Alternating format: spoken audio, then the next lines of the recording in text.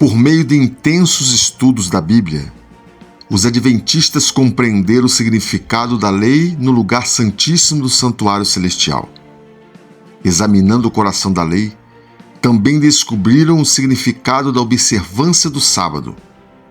O quarto mandamento, mais do que qualquer outro, identifica Deus como Criador, o fundamento da verdadeira adoração, um tema especialmente relevante nos últimos dias da história. Apocalipse 14, 6 a 12.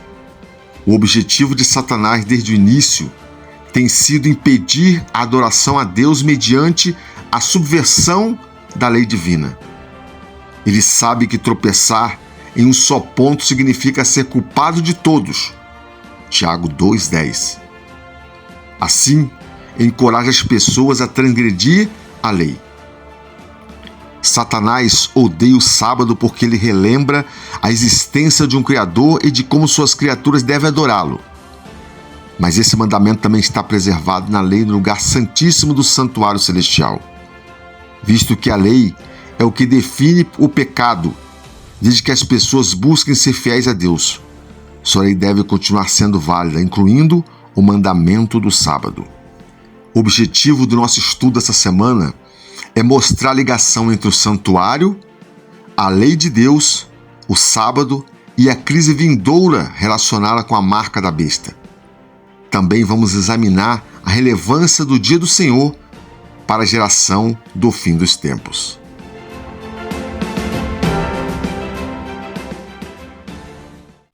Olá, meu irmão, olá, minha irmã. Seja bem-vindo ao canal da Esperança. Manhã com Jesus está no ar. E hoje nós vamos falar sobre o nosso nono estudo, o fundamento do governo de Deus. Mas antes de começarmos, vamos ler aqui Apocalipse 12, 17. E olha o que Deus nos fala nessa manhã. Irou-se o dragão contra a mulher e foi pelejar contra os restantes da sua descendência. Quem? Os que guardam os mandamentos de Deus e têm o testemunho de Jesus. E se pôs em pé sobre a areia do mar. A areia do mar aqui seria multidões, uma referência a multidões, a muitas pessoas. Veja bem, meu irmão, há muitas pessoas por aí dizendo que a lei de Deus ela foi abolida na cruz e que hoje somos salvos somente pela graça. Até aqui, a parte da graça está correto. A Igreja Adventista, nós adventistas acreditamos que nós somos salvos sim pela graça, unicamente pela graça. Não há nada que façamos que nos dê direito a entrar no céu. Mas temos que entender que os mandamentos de Deus têm um papel fundamental na vida de uma pessoa que aceita Jesus. Eles não levam você ao céu, mas mostram os frutos daqueles que entregaram a sua vida ao nosso Jesus, ao nosso amado Deus. Então, cuidado com essa graça barata que estão vendendo para você por aí, porque ela pode se tornar uma desgraça em sua vida. Quando falamos do santuário, juízo investigativo, graça, lei de Deus, nós estamos falando de temas doutrinários importantes para a Igreja Adventista do Sétimo Dia.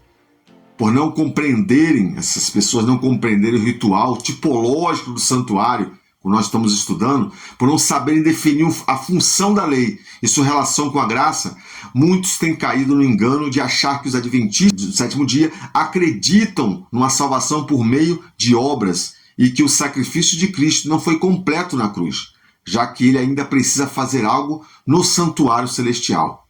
Porém, a compreensão verdadeira desse tema se torna como uma chuva no meio do deserto, com um orvalho numa terra seca.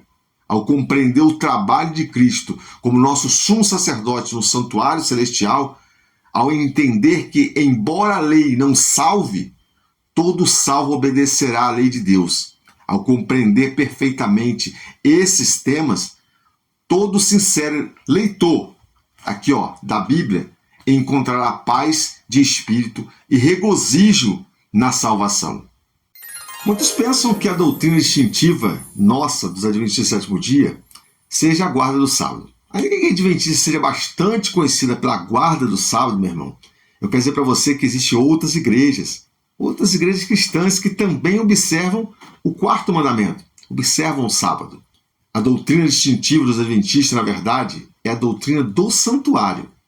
A verdadeira compreensão da doutrina do santuário, ela prevê algumas coisas. 1. Equilíbrio entre fé e obra. 2. Estabelece a graça como único meio de salvação e aponta para uma coisa, o trabalho sacerdotal de Cristo, e mostra o verdadeiro papel da sua santa lei.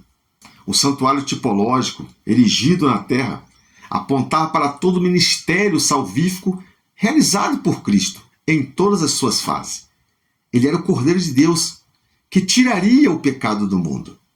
No santuário terrestre, era realizado o ministério sacerdotal diário, que apontava para o trabalho que Cristo exerceria após a sua ascensão ao céu. No santuário havia a Arca da Aliança, e sobre ela o propiciatório, onde 2 anjos querubins, esculpidos em ouro puro, estavam um diante do outro.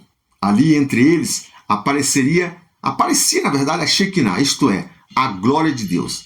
Dentro da arca havia os 10 mandamentos escritos pelo dedo de Deus em pedra. Um transcrito do seu caráter e base do seu governo. O quê? Simplesmente a sua santa lei. Como o santuário terrestre era apenas uma sombra, uma figura do verdadeiro santuário celestial, conforme Hebreus 8,5 descreve, cremos que Cristo, o Cordeiro de Deus, é o verdadeiro sacerdote e sumo sacerdote que exerce o seu ministério sacerdotal ali, num santuário não feito por mãos de homens. Cremos também que há querubins verdadeiros diante do Senhor.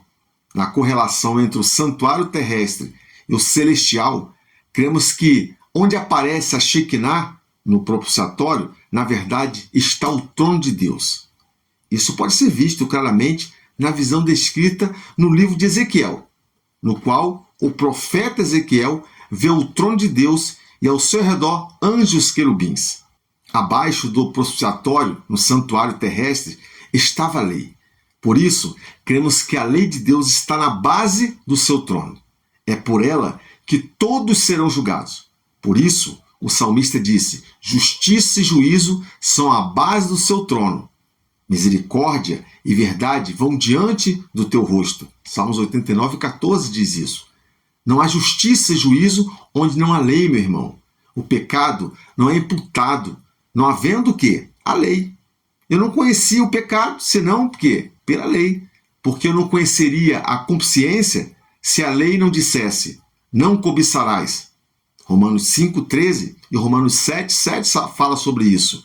Só a possibilidade de haver justiça e de ser executado um verdadeiro juízo onde há leis que regem um sistema. Só sabemos que é crime matar porque é uma lei que estabelece tal ato como quê? Como crime. O infrator dessa lei pode ser julgado em juízo. Se não houvesse lei, ou seja, um parâmetro de julgamento, não haveria juízo nem condenação. Concordam comigo? Quando começou nosso estudo, eu falei para você de uma graça barata que igrejas e pessoas estão vendendo hoje por aí. Eu falei para você que essa graça poderia se tornar uma desgraça na nossa vida. Temos que ter muito cuidado. Jesus, quando esteve aqui, falou que ele não veio abolir a lei, ele veio cumprir. Ele, em forma de homem, totalmente dependente de Deus, ele veio viver como eu e você hoje vivemos, dependente de Deus, andando nos seus estatutos e fazendo a vontade do Pai. Então Jesus não aboliu lei nenhuma. Nem depois que ele morreu, ele veio abolir lei. Na verdade, quando nós entendemos que a lei e a graça têm o seu papel, tudo se torna muito claro. E é por isso que esse estudo do santuário ele esclarece muita coisa na nossa vida. A lei nunca teve o poder de salvar. Aliás, nunca foi esse o propósito pelo qual ela foi criada ou dada por Deus. Como vimos, ela aponta o pecado e é o parâmetro pelo qual a justiça deve ser satisfeita, sendo ela a base do justo juízo de Deus. Obviamente, nenhum pecador seria aprovado das amplas reivindicações da lei de Deus. Consequentemente, meu irmão, todos estaríamos reprovados em seu juízo. E aí que entra o sangue do Cordeiro aspergido no propiciatório, símbolo da intercessão e dos méritos substitutivos de Cristo em nosso favor. A justiça dele, de Cristo, foi perfeita, pois sua perfeita obediência atende a exigências de uma lei santa. Ao entregar-se a ele, aceitando-o como seu Salvador, você, por causa dele, será considerado justo. Não importa quão pecaminosa possa ter sido a sua vida. O caráter de Cristo substituirá o seu caráter e você será aceito diante de Deus, como se não houvesse pecado. Percebeu? O santuário nos permite, meu irmão, ter uma visão clara e equilibrada da salvação, do papel da graça e da importância da obediência, não como meio para a salvação, mas como uma resposta à graça oferecida pelo Cordeiro de Deus que tira o pecado do mundo. Deixa eu falar com você também um pouquinho sobre o sábado e a lei, porque quando nós vamos nessa parte, eu consigo entender que todos os mandamentos de Deus têm uma lógica. Vou dar um exemplo. Não temos outros deuses, não adorar a imagem. A lógica é que Deus é um Deus verdadeiro, não é verdade? Por exemplo, não tomar o nome de Deus em vão, porque Ele é santo. Há uma lógica obedecer também esse mandamento. Quanto aos pais, não desonrarmos, não matarmos, não adulterarmos, não dizer falso testemunho, nem cobiçar. Também consigo ver lógica nisso aí. Por quê? Porque amamos a Deus e também amamos ao nosso próximo. A lógica é obedecer a esses mandamentos. E quanto ao quarto mandamento, porém, aparentemente não possui a lógica. O sábado tem as mesmas 24 horas qualquer outro dia da semana. Não sei se você consegue parar para pensar nisso. Mas então, o importante não seria separar um dia para Deus? Não pode ser qualquer dia? Por que tem que ser exatamente o sétimo? Não parece haver uma lógica. E a única lógica que eu consigo chegar aqui, meu irmão, é da obediência e obedecer à vontade de Deus. E quando eu vou lá no Éden, Deus disse para o casal, Adão e Eva, não comer de um fruto. Qual era o problema do fruto? Ele tinha algum veneno, alguma coisa, um bicho ali dentro? Não, era uma questão apenas de obediência. Deus tornou obrigatório, meu irmão, a observância do sábado para todos os povos. O sábado, afirma-se claramente, foi estabelecido por causa do homem, lá em Marcos 2, 27. Todos aqueles, portanto, meu irmão, que se sentiram enganados nesse ponto, devem ter atenção à palavra de Deus. E não às declarações de seres humanos pecadores como eu e você. Toda pessoa tem sido provada, como foram Adão e Eva no Éden. Assim como a árvore do conhecimento do bem e do mal foi colocada no meio do jardim, o mandamento do sábado é colocado no meio do decálogo. Você consegue enxergar isso? Acerca do fruto da árvore, a árvore do conhecimento do bem e do mal, fez-se a restrição, dele não comereis, para que não morrais. Acerca do sábado, Deus disse, não os profanais, antes santificai-o. Assim como a árvore do conhecimento foi o teste de obediência a Adão, o quarto mandamento é o teste de Deus deu para o seu povo, questão de lealdade a todo o seu povo. E veja bem, a experiência de Adão deve ser para nós uma advertência enquanto o tempo durar. Adverte-nos a não aceitar de lábios mortais ou de anjos qualquer sugestões que nos afaste um jota, um tio da santa lei de Deus. Olhando atentamente para o quarto mandamento, entretanto, percebemos que há uma lógica, né? Uma lógica aqui, tão linda, uma lógica tão linda por trás dele, que se cada ser humano observasse, não haveria ateus, por exemplo. Se o sábado tivesse sido universalmente guardado, os pensamentos e afeições dos seres humanos teriam sido dirigidos ao Criador como objeto de reverência e culto, e jamais haveria idolatrias, ateus, incrédulos. Concordam comigo? A guarda do sábado é um sinal de lealdade para com o verdadeiro Deus, aquele que fez o céu, a terra e o mar, e as fontes das águas, como diz lá Apocalipse 14, 7, como nós lemos no princípio. Portanto, conclui-se que a mensagem que ordena aos seres humanos adorar a Deus e guardar os seus mandamentos apelará especialmente para que observemos o quarto mandamento também. Aqui está a grande lógica do sábado. Ele aponta para um Deus criador. É através desse mandamento que voltamos nossos olhos para a criação do mundo em 6 dias e com descanso no 7º. Até o quarto mandamento, não sabemos quem é o Deus que ordena que não adoremos outros deuses, que não adoremos imagem de escultura, nem tomemos seu nome em vão. Mas no quarto mandamento, porém, ele é apresentado como o Criador do universo. Quem é o Deus do primeiro, do segundo e terceiro mandamento? É aquele que em 6 dias fez o céu, fez a terra e o mar e tudo que nele há. É esse Deus que adoramos. Observe que nos demais mandamentos não é dito, por exemplo, não terás outros deuses diante de mim, porque eu sou o Senhor que fez o céu e a terra e o mar e tudo que nele há. Simplesmente é dito que não tenhamos outros deuses. É no quarto mandamento que temos a apresentação de Deus dos demais mandamentos.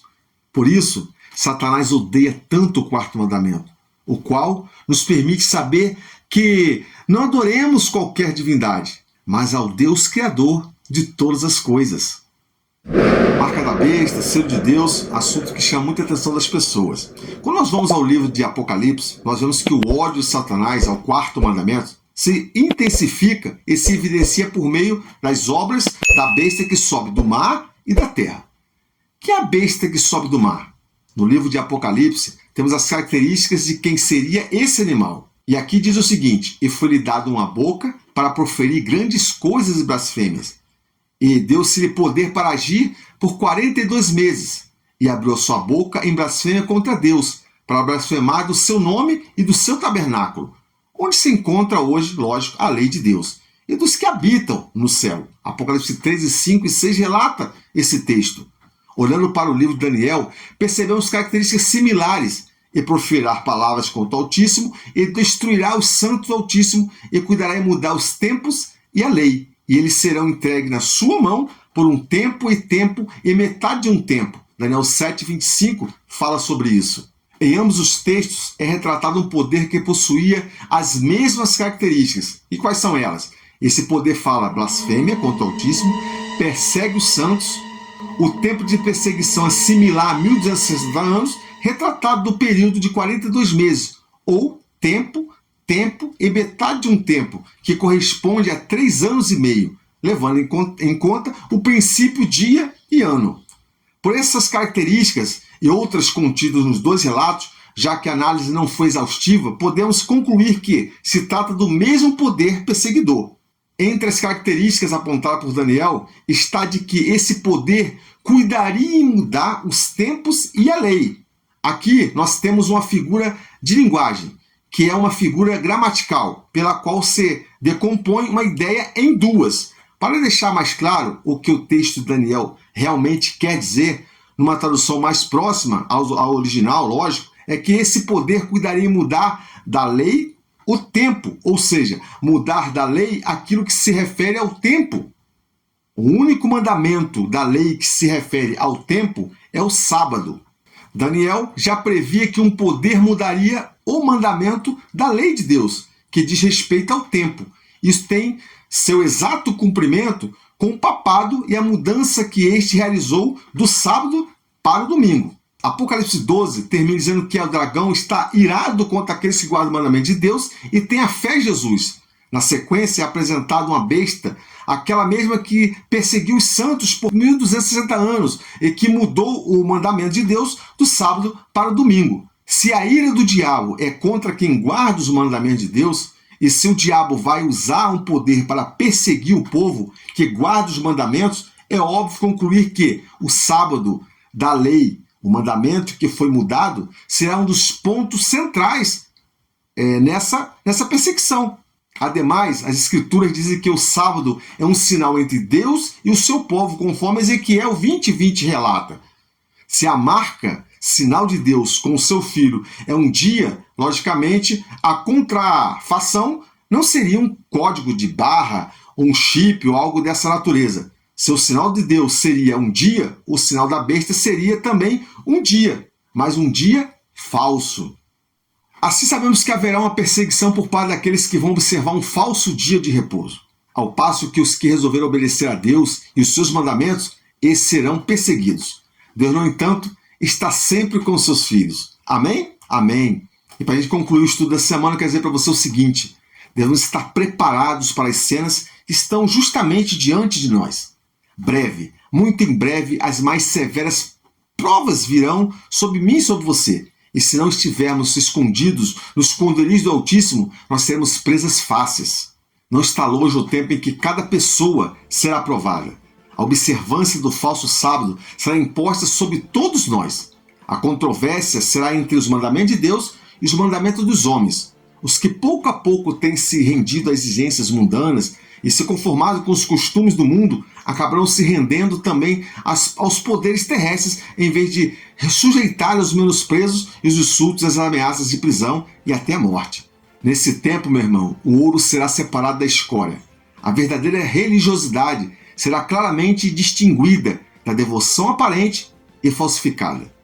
Muitas estrelas que temos admirados por seu brilho ficarão em trevas. Os que têm se vestido com os ornamentos do santuário, mas não estão revestidos com a justiça de Cristo, aparecerão então na vergonha de sua própria nudez. Nesse momento eu quero convidar você a abaixar sua fronte e vamos falar com Deus, o nosso Deus maravilhoso.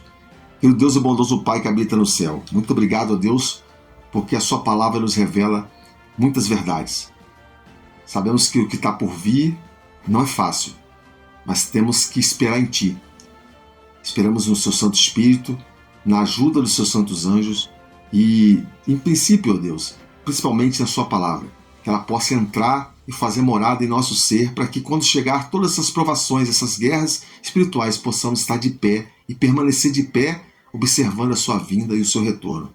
Vamos entregar, ó Deus, nas Suas mãos todas essas pessoas hoje e Te louvamos e te agradecemos, em nome de Jesus. Amém, amém, amém.